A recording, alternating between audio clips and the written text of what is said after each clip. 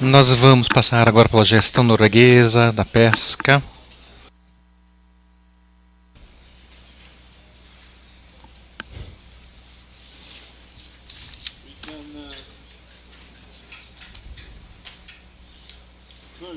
Primeiramente, o meu tópico favorito.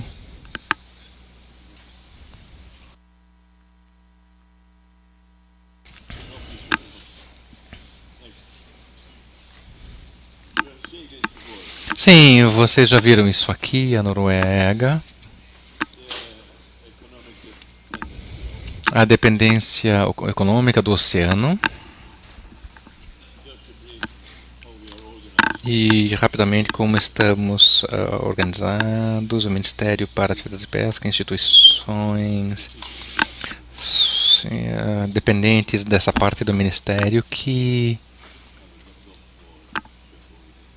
é claro, existem outras organizações subordinadas, mas o mais importante aqui é o Diretorado de Pesca e Instituto para Pesquisa Marinha.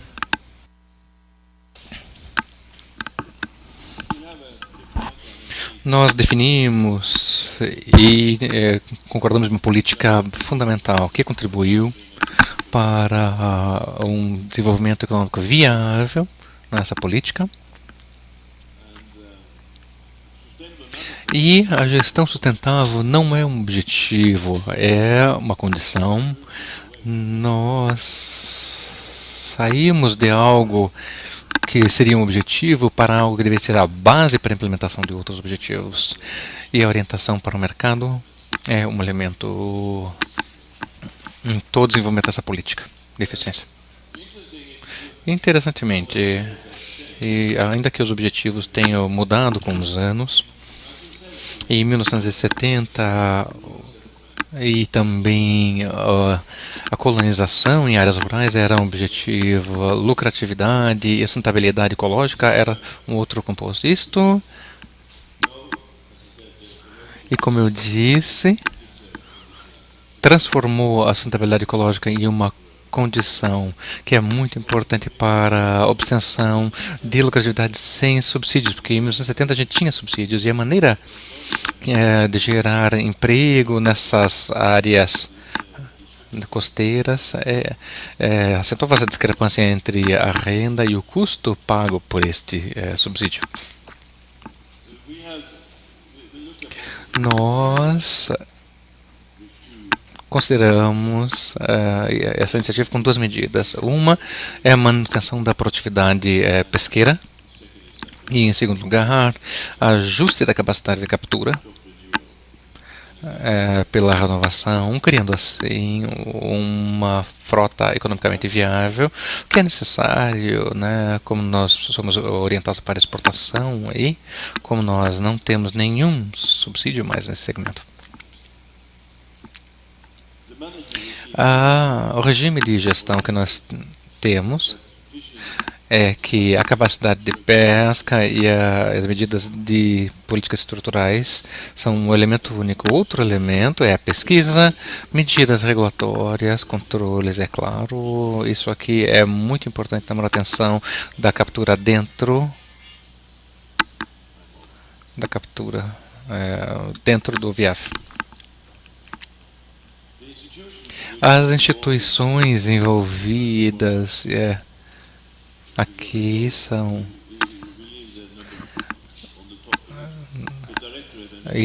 o diretorado e o Ministério são as principais entidades regulatórias. A nossa Guarda Costeira também é importante no controle geral, porque a nossa Guarda Costeira é um braço da nossa Marinha, então são os militares que fazem as inspeções e a Guarda Costeira e com isso nós desenvolvemos uma excelente cooperação com eles. E para a Marinha é bom fazer alguma coisa em termos de paz também. E eles também ganham barcos novos, né? Porque tem esse papel importante, né? O que é muito bacana, né? Quando você gosta de barco. E também as sanções, né? Com a polícia. Você pode ser preso por violar essas regulamentações de pesca. E além disso, nós temos também o Instituto de Pesquisa Marinha e a Conservação Internacional, que são os principais entidades de aconselhamento, e o motivo de desenvolvermos uma gestão bem sucedida é que foi que se nós não tivéssemos isso, ninguém conseguiria viver mais nesse lugar. Como eu mostrei hoje de manhã, nós exportamos peixe para a Itália já há mais de 500 anos. Se o inventário de pesca caísse, as pessoas teriam que abandonar a ilha.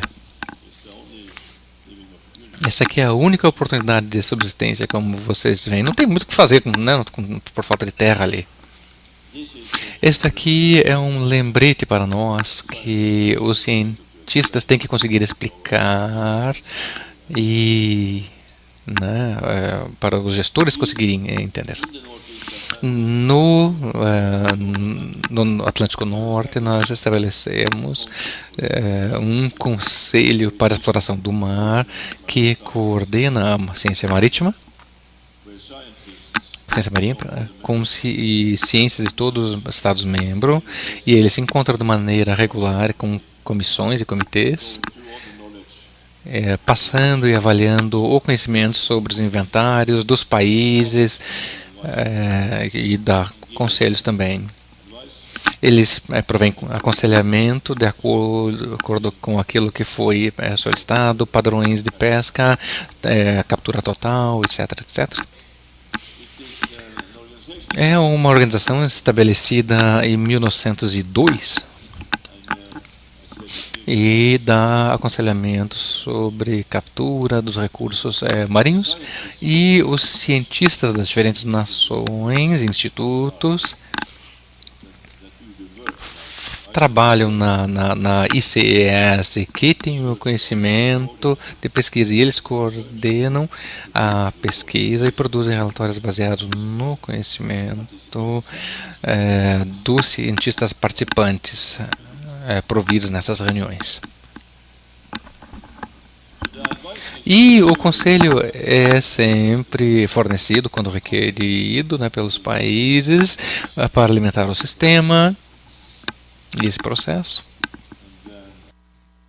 Anualmente existe essa organização, provê aconselhamento para 240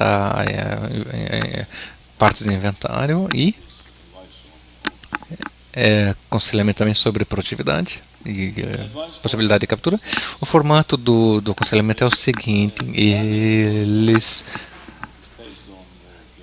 é claro que isso aqui é baseado no controle e inspeção dos peixes em cada um dos países, e com isso eles conseguem avaliar a mortalidade dos peixes, também o recrutamento, biomassa de reprodução, e nós temos esse tipo de informação nesse formato, e é claro, você precisa interpretar como ele se aplica, né, para a capacidade de captura no ano seguinte. E o mais importante na ICS é que nós somos politicamente independentes. Isso é muito bem aceito. Nos últimos 15 anos, nessas negociações de cota, nós nunca discutimos as cotas. Todo mundo aceitou isso, e o aconselhamento da ICS biológico é a verdade, ou pelo menos a melhor verdade disponível. Eu sei que uma das coisas é que a ICS é transparente. Você pode ouvir as reuniões que levaram a deliberações. É um processo completamente transparente, e essa foi a parte científica, né, do sistema de gestão, né? Mas, né, que é a lei e a ordem.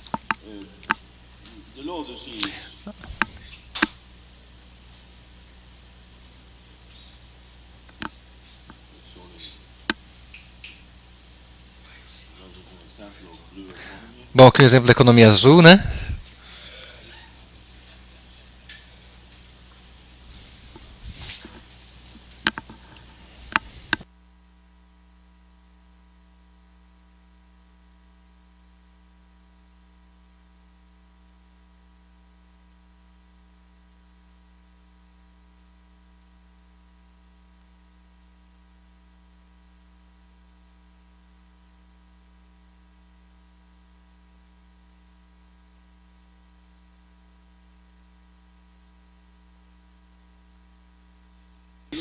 Bom, a lei marítima deveria ser a base para todos os países, especialmente quando você precisa cooperar com todos os países nesse tipo de gestão. Bom, o arcabouço legal internacional é muito importante quando você está discutindo pesca e o acordo de inventário de pesca, né? Esses são os acordos disponíveis. Na Noruega, nós temos três principais legislações regulando isso. Primeiramente, o ato participativo, determinando quem pode pescar. A segunda lei, que é o ato de recursos marinhos, que regulamenta, de acordo com a lei, o que nós podemos fazer. Desde que seja razoável, né? Você pode deliberar quanto, como, onde. E, em princípio, nós poderíamos também dizer que haveriam somente aqueles barcos azuis, né, que poderiam pescar, né? Mas a terceira lei é uma lei especial que regulamenta a venda da primeira venda dos pescadores, né? A gente vai falar mais sobre isso e o objetivo do ato de participação é regulamentar a participação para aumentar a produtividade e garantir que as sociedades costeiras tenham benefício da pesca. Então existem limitações com relação à movimentação da capacidade de pesca para outras regiões e a limitações porque é um objetivo político manter a maior parte das sociedades costeiras vivas. Essa foi a mesma imagem que podemos pular. Bom, a Lei de Recursos Marinhos entrou em efeito em janeiro de 2009. É uma lei moderna na sua maneira de abordar precaucionariamente os ecossistemas como lei. E nessa nova lei nós fortalecemos os sistemas de sanções para a violação dessas regulamentações. E uma coisa importante, provavelmente no futuro, é que ele também vai incluir a captura e o benefício desses recursos capturados. O ato do Raw Fish regulamenta a primeira venda do peixe para organizações. E essas organizações de vendas são delimitadas geograficamente ou por espécie, elas são protegidas por lei e também têm que agir de acordo com essa lei que estabeleceu e eles determinam os preços mínimos. Então, em princípio, são os pescadores que dizem que não vão vender o peixe abaixo de tal valor. Eles têm negociações, claro, com as associações compradoras e encontrar um preço razoável para que todos possam ter lucro. E isso tudo tem que estar relacionado, claro, ao preço do mercado. Se tiver que comprar abaixo de um preço, não vai haver venda. Então, é claro, é um pouco anacrônico e comunista, mas funciona muito bem. É um princípio mais material e muitos não gostam disso, mas esse é o princípio da ação, né, daquilo que nós fazemos. Nós estabelecemos acesso limitado a maior parte do acesso às nossas zonas de pesca são fechadas para o acesso, né? A maior parte só consegue entrar se houver a compra da permissão de alguém. Nós determinamos também cotas individuais por navio. Nós tentamos ter instrumentos como os de mercado, ou seja, as políticas estruturais que vocês viram para as frotas. Nós eliminamos os subsídios e o principal objetivo é a estabilidade e previsibilidade nas políticas, porque na pesca existe variação por causa das condições naturais que variam no inventário. Isso é mais importante na pesca do que em outras indústrias, né? Então as políticas têm que ser previsíveis para nós não acrescentarmos ainda mais variação ao negócio em si. Os objetivos de gestão são sustentabilidade, lucratividade, manutenção dos agrupamentos humanos e diversidade na estrutura da frota, né, e evitar equilíbrios podem ser metas conflitantes. As dificuldades é que existe um crescimento de produtividade geral e para poder concorrer da maneira como né, você tem que concorrer para uma boa tripulação, bons oficiais, você tem que pagar bons salários e na Noruega eles concorrem também com a indústria petrolífera, né? Então eles têm que ser bem pagos e ter uma tem que ter duas tripulações para poder ter gente em terra também, sem ficar 360 dias no mar como era antigamente. E a única maneira de fazer isso foi aumentar as cotas em cada embarcação, de maneira que a gente teve que reduzir o número de embarcações, né, né, e a cota de agora é mais ou menos aquilo que a gente espera ter no futuro ainda. E outra coisa é o aumento da capacidade tecnológica, né? Como nós esperamos de mais ou menos 3% por ano, então você tem que reduzir o número de barcos em 3% também. E também existem recursos limitados, nós não podemos aumentar a produção tanto quanto outras indústrias, né? E também preços são estáveis, então a única maneira de aumentar a renda é aumentar a eficiência. E nós não definimos nenhuma meta em capacidade que poderia ser utilizada globalmente. Se nós dessemos à indústria a oportunidade de fundir embarcações e cotas, mas nós colocamos um limite quanto isso pode ser feito. E a psicologia disso é que quando você diz que você vai reduzir 20%, automaticamente a reação não, demais, eu só quero reduzir 15%. E quando nós dissermos que nós só poderíamos fundir 3 cotas, eles disseram, não, nós queremos fundir 4 cotas de captura. E isso funcionou muito bem, nós não entendemos, a gente não sabia que isso funcionaria tão bem quando a gente implementou isso. E como eu mencionei, houve uma mudança na gestão, na perspectiva de gestão, desde para produtividade no curto prazo para produtividade em longo prazo. E isso considera aquilo que chamamos de considerações dos ecossistemas, também a biodiversidade e habitats vulneráveis. Então nós temos bancos de corais, também a profundidade de mais ou menos 100 metros, né, que nós protegemos, não são visíveis, mas estão protegidos. A nossa abordagem é aumentar a produtividade econômica. E nós temos regras de controle e captura que otimizam o controle de longo prazo das nossas zonas de pesca. E, como eu disse, também, à medida que o conhecimento científico se torna disponível, nós incorporamos considerações adicionais. Isso aqui é complicado.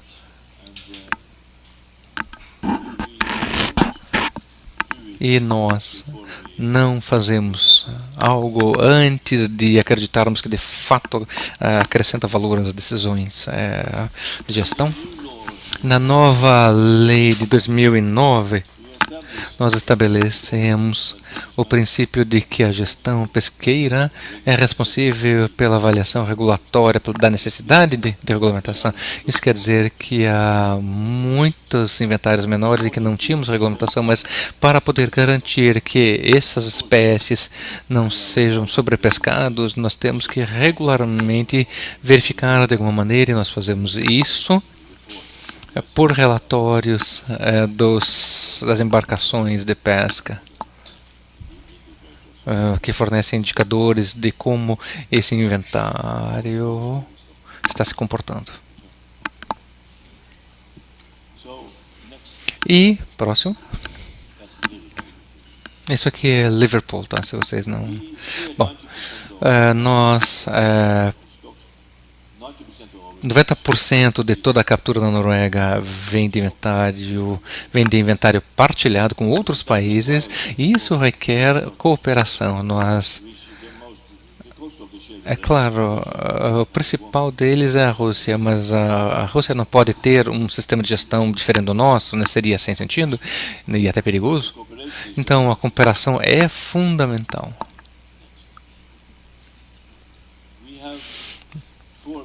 Nós temos quatro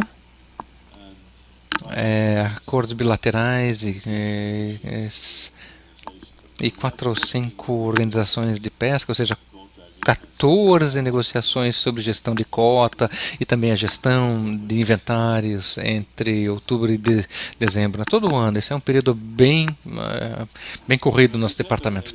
Mas em dezembro de todo ano, nós publicamos aconselhamento a partir da ICS e nós concluímos as negociações já de cota, que quer dizer que nós conhecemos a captura permissível nacional total, nós concordamos em cotas, estabelecemos e nós colocamos também o arcabouço legal, nós temos a administração das zonas de pesca, né, normalmente, e as organizações se mobilizam. Se você olhar aqui na posição de 12 horas, como relógio, não. Nós estamos aqui em dezembro, né? Nós terminamos aqui nesse momento a negociação das cotas, a gente sabe quanto peixe nós temos. Isso aqui é colocado no sistema de aconselhamento e a diretoria de pesca faz propostas numa reunião de 2 dias com a indústria e outras organizações nessa indústria, né, os chamados interessados. Ali há 3 horas nós temos essa reunião, que normalmente seria na primeira semana de dezembro. E a proposta da diretoria e a reunião de aconselhamento é mandada para o Ministério, né? Aqui seria essa posição de 4h30. Ali é mais ou menos 6 horas, a gente tem as decisões e já considerar... Isso tudo tem que ser feito antes de janeiro, né? Porque aí os pescadores começam a trabalhar. E de 6 até as 12, então, nós seguimos a pesca o ano todo, né? Porque nós já temos as regulamentações. Normalmente, nós não sabemos como que a natureza vai se comportar. Então, nós temos estimativas, por assim dizer, dessas posições. Então, o que nós fazemos é publicar a regulamentação continuamente. Então, sempre tem alguma questão regulatória aqui ocorrendo nessa indústria. E nós temos uma forma muito detalhada de dividir a captura total. Primeiramente, nós temos aqui entre os navios de arrasto e os costeiros. E daí o total aqui é dividido entre os que de acesso limitado, abaixo de 28 metros, em azul. E daí de longas linhas, né, acima de 28 metros.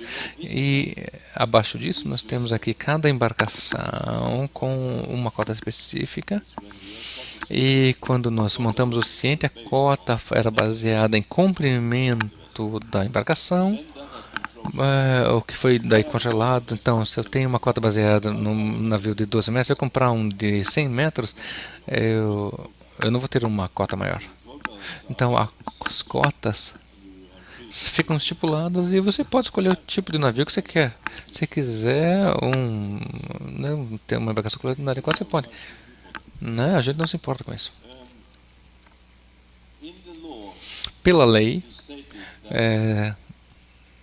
se determina que o peixe pertence aos noruegueses, né, ao povo da Noruega, e baseado nisso nós decidimos que é o direito de todos os noruegueses ver, né, porque é meu peixe, é seu peixe, ou seja, então como é que ele está sendo distribuído? Então nós podemos ir em uma base da internet aberta e ver cada barco, né, qual sua quota, qual sua espécie, quanto eles capturaram, né? Normalmente tem um dia de atraso nessa informação. E o resultado disso é que nós abolimos os subsídios e a captura não é estável, né? Claro, não é talvez o mais estável possível, né? Mas o importante é ver que o número de pescadores caiu. Eram de 120 mil em 1920, era muito. A gente tinha 3 milhões e meio de pessoas, né? E agora nós temos mais ou menos 9,5 mil. E a produtividade, vermelho é a produtividade. Na captura por pescador, em Noruega, aproximadamente 200 toneladas. A lucratividade das embarcações demonstra uma tendência ascendente muito boa nos últimos 40 anos. E a captura por pescador em vermelho é mais alta do que seria necessário para obter um peso médio, né, o que seria o equivalente a uma renda média. As conclusões seguintes: que menos embarcações e cada vez menos pescadores são necessários, os subsídios somente atrasam essa transição, e que com um controle de produtividade forte, capacidade de captura, né, tratam dessa questão econômica. É claro que na frota nós temos e hoje eles decidiram que eles têm uma certa capacidade, eles decidiram que queriam fazer novos barcos para não precisar, e ajuste de capacidade é um processo contínuo, isso nunca para, né, como as regulamentações, elas nunca param. E a indústria consegue adaptar sem intervenção do governo. E então, o que é isso? Volta. Fica aí. Tá? Se vocês olharem estas imagens, elas são bem vivas. Na esquerda em cima, nós temos a meia-noite. Em cima à direita, nós temos 6 da tarde. Então, à esquerda embaixo, 12 graus de água, temperatura. Direita embaixo, 28. Então, pode parecer parecido, mas é muito diferente. A questão é que nós podemos aprender uns dos outros. E lembre, não invada a Rússia em novembro. Lembre dos erros dos outros. Muito obrigado.